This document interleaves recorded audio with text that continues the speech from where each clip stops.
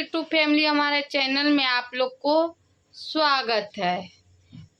तो स्वागत मैं करूंगी, पर यहाँ पर एक है जो कि बड़े यूट्यूबर बोलते हैं, सबको बहुत मदद करते, वो थाना 5 पहुंच गई। किसके चक्कर में? तो अपनी पत्नी के चक्कर में, जो कि थाने पर ये दोनों की लड़ाइया को समझौता किया गया है।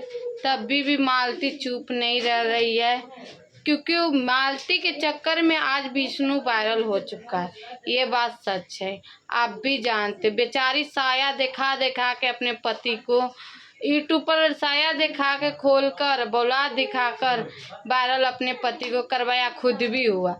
आज वही पत्नी को विष्णु इज्जत नहीं कर रहे, नहीं कदर कर रहे। तो इसीलिए मालती इतना ना विष्णु को मारे, इतना ना मारे कि हाथ तोड़ दिए। और वो भी लड़ाइया ये लोग को अंडे के लिए हुए थे। बार बार ये लोग लड़ाइया करते व्यूज के चक्कर में।